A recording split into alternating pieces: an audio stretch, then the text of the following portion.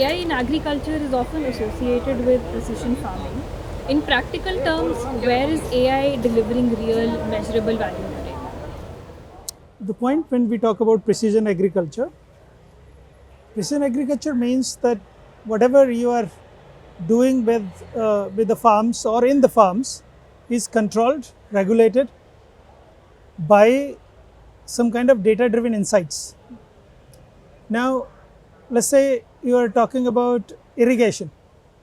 Now, how much you are irrigating per day, how much water you are applying to a particular farm, this is generally controlled by the data driven systems. So that's why the precision agriculture terms come in. Same is true for fertigation. Suppose you are talking about a particular pest and you want to understand what kind of intervention is needed for this particular pest. Uh, this is where again the data driven insights comes, and you get the intervention and advisory to apply on those pests. So in this kind of scenarios, basically the agriculture in the control way, where the external environment is not imposing too much of hurdle, that kind of agriculture we generally term as precision agriculture. So it's a umbrella term for smart agriculture, the data driven insight based comprehensive agriculture.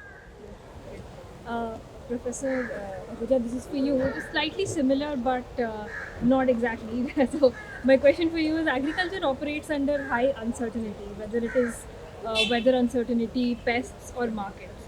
How well can AI models truly handle this unpredictability?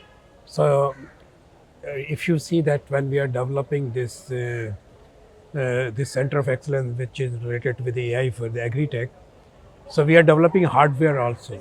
So we know that if farmer goes in the ground, he needs the accurate weather forecast and also the soil testing. And of course, if he knows these two parameters, he is very safe in that sense, because he knows that when the rain is going to come, when he should put the water, what is the soil content. So that's very important. So AI is going to be very important roles, and it will give the confidence to our farmers. So what the uncertainty regarding weather or the soil they have, they can be very clear, and that can be clear in their own apps also. So in that sense, it's very. When we talk about the pest or the control also, and there also AI can help them, because they can take a picture or disease or whatever they have on their leaves, they have the insect they have on the leaves, and we can tell that what is this insect and what there is going to be harm to you, and what kind of precautions you have to use. So in that sense, AI will again help them in terms of the pest control also. So this is again, they can save their crops in advance before this going to be damaged to the crops. Right, Dr. Singh, we are focusing a lot on AI and how data is useful to provide the accurate solutions. But when it comes to agriculture, data quality in farming environments can get very messy and inconsistent. So, how big of a constraint is this for building a reliable AI system? Actually, it's a huge constraint. And you very rightly said that data reliability, data accuracy is an issue, particularly in our country.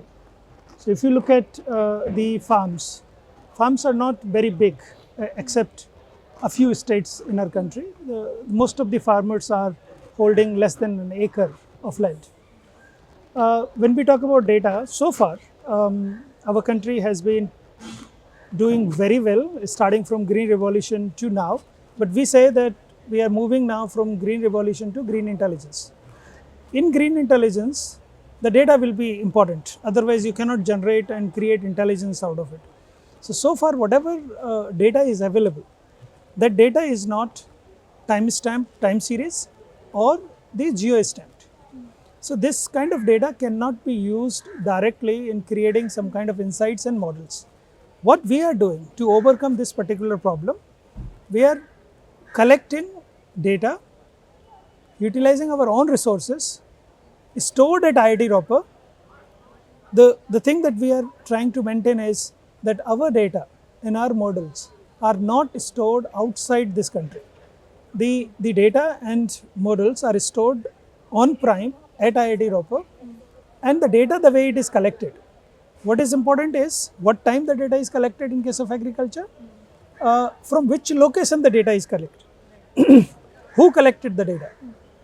All this information we are collecting ourselves. For example, we collected in last 1 year 5 million images of crops, of pests, to build the models related to pest identification and crop identification and crop damage.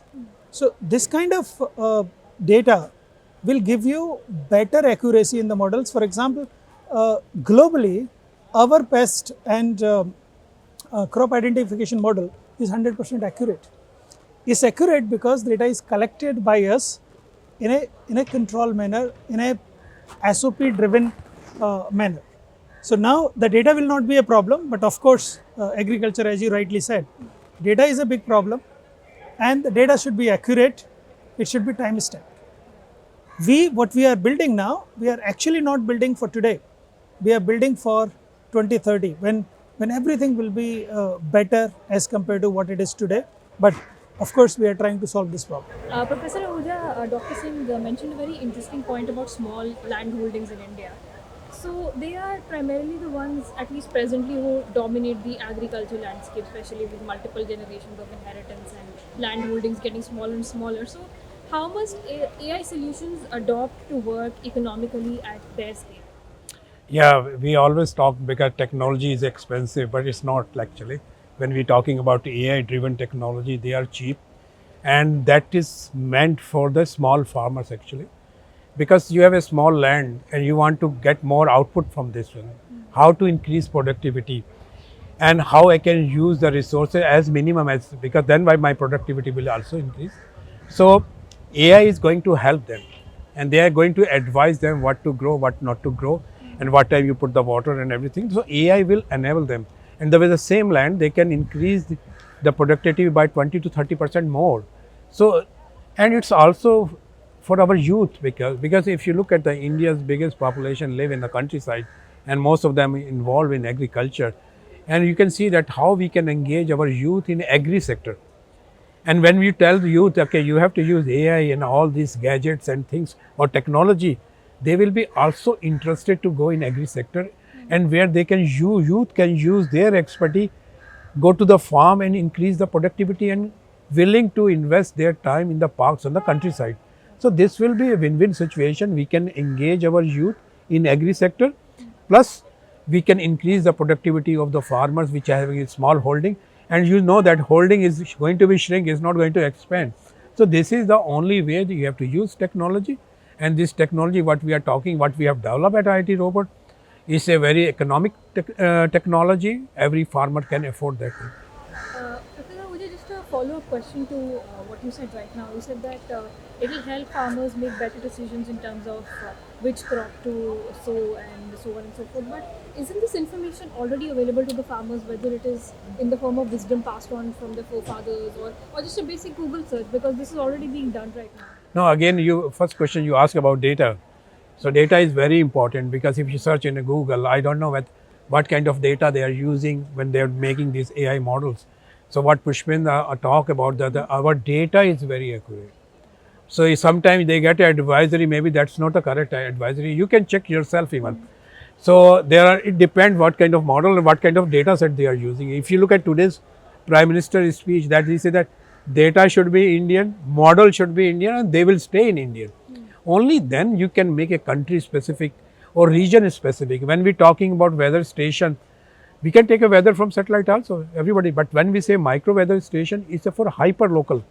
So it will give you information on his farmland, on his village.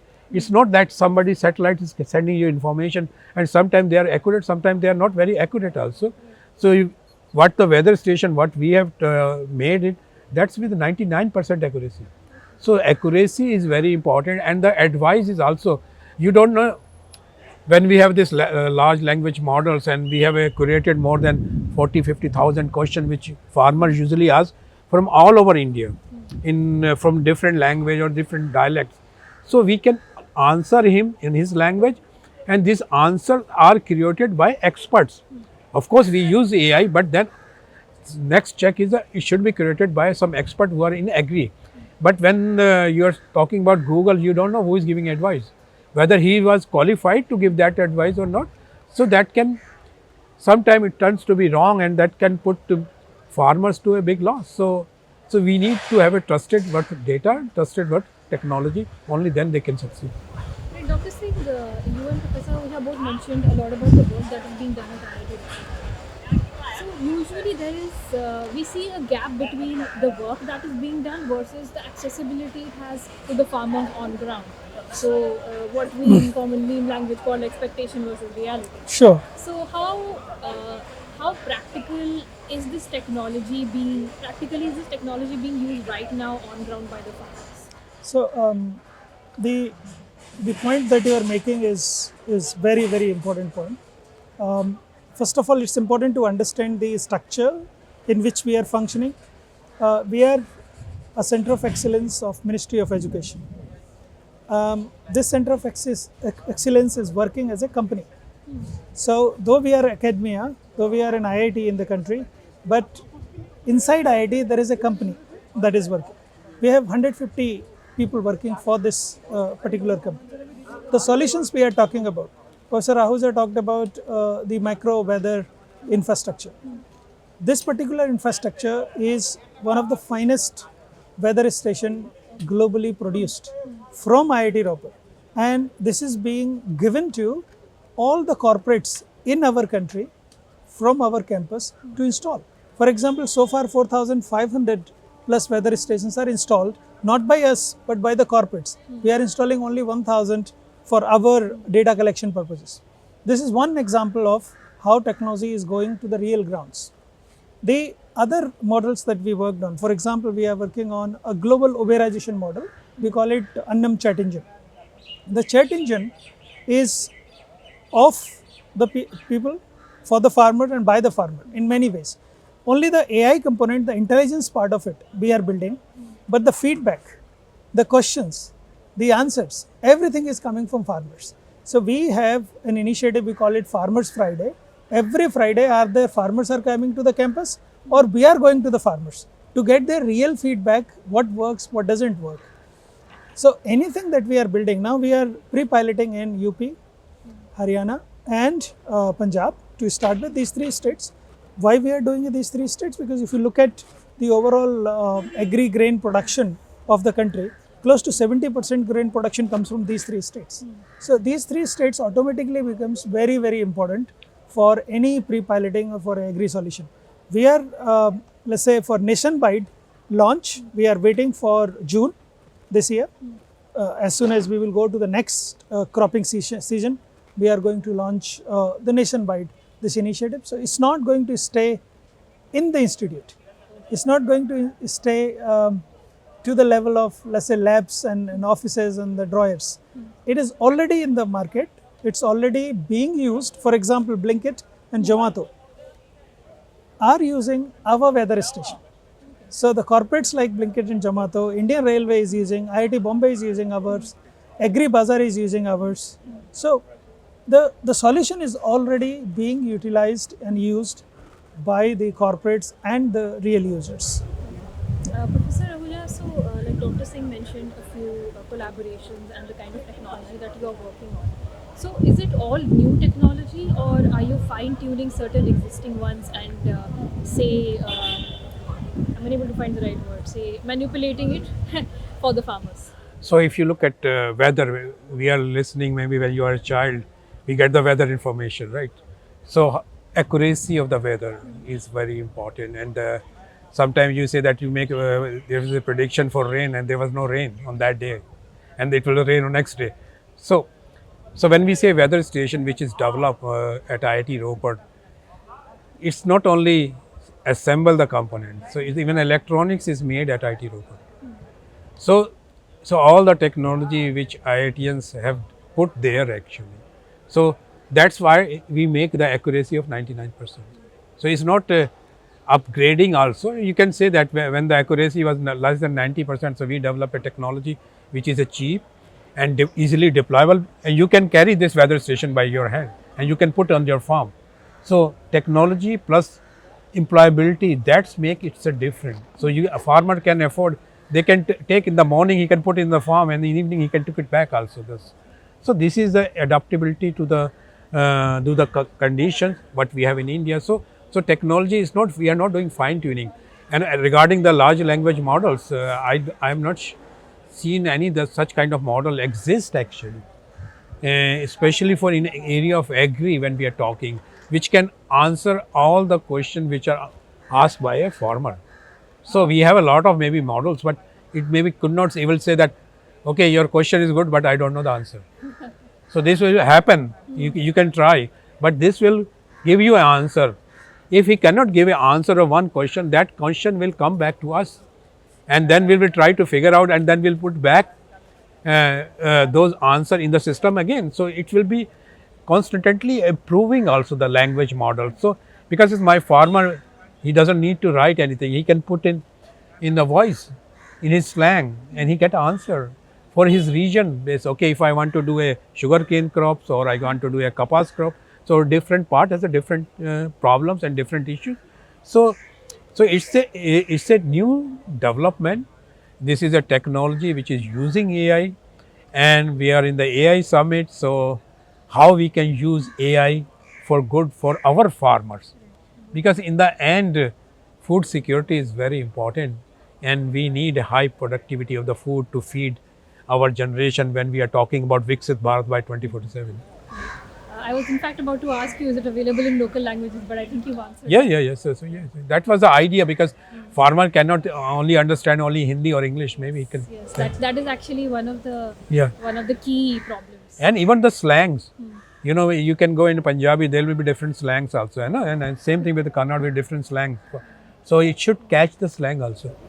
So, what kind of investment is being done? If you talk about numbers and the monetary aspects, what is the government putting in, and are there any private players, and what is the kind of investment that has gone in, and are you raising more money in the future? So we are always going to raise money, but this is a Ministry of Education initiative in the 3 verticals what they set for AI mission for agri.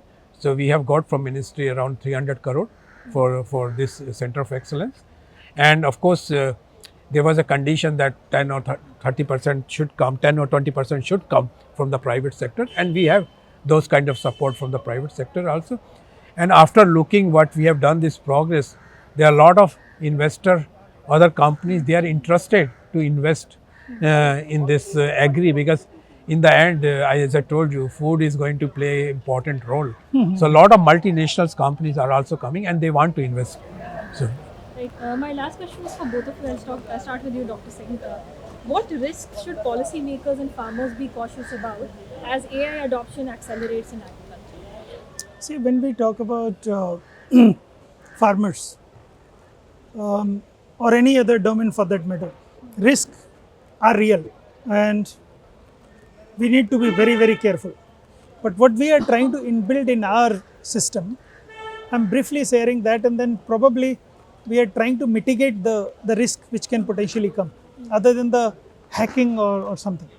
The information that we are building, for example, the frequently asked questions that we talked about, the questions and answers are verified by the experts who lived agriculture for 40 to 50 years.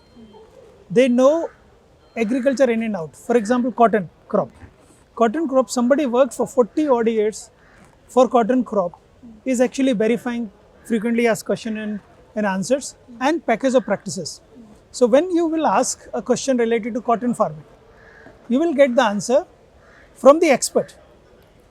The chances of making mistakes there are very, very minute. You ask a question in the beginning that what is new, I can ask this question to Google. For example, I type your name on Google, who is C. I'll get close to 1 billion query answers in Google in a fraction of seconds. But I will never reach your profile or you until unless I don't know what is your photo or who are you and so on. Because Google gives you huge amount of information without a correct credibility. Here, when the answer will be given, the reference will also come. This expert has talked about this particular answer. This is backed by this kind of data, and therefore the problem of mislead or problem of getting any kind of misuse of the technology are very, very minimal. Actually, we are in agriculture domain, we are being misled and misused now, today. For example, for pesticides, if you go to the market and you say, I have 1 acre of land and I have this kind of pest, I want to utilize some kind of pesticide.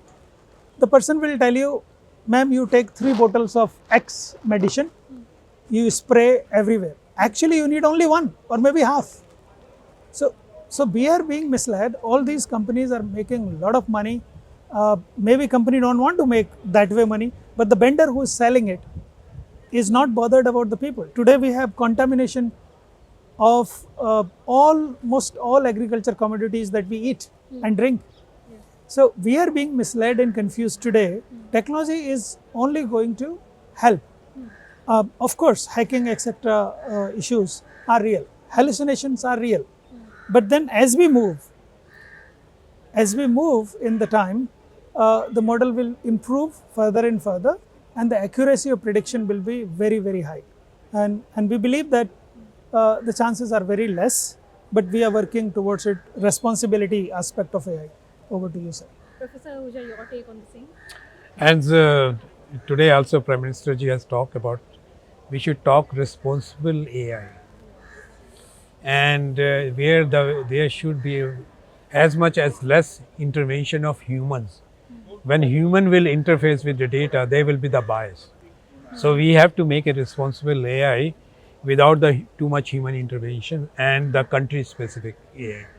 So then the trust will be great, and when we say that the output which will come from this technology, that will be trustworthy, and it can be easily employable, and it can help our farmers.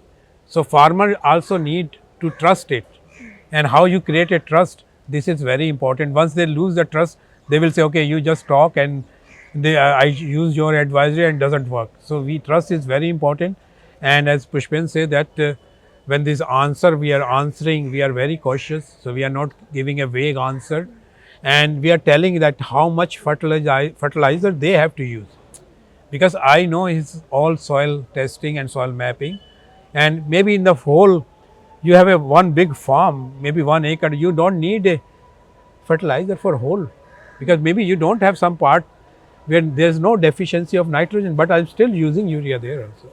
So that also has a lead to contamination, and it become more expensive to farmers. So this kind of technology can make farmers, in terms of the think about pesticides or fertilizer they are going to use, and it gives also the boost for the government also, no? So they can save those pesticides and fertilizer for other farmers where they need it. So this is a win-win situation.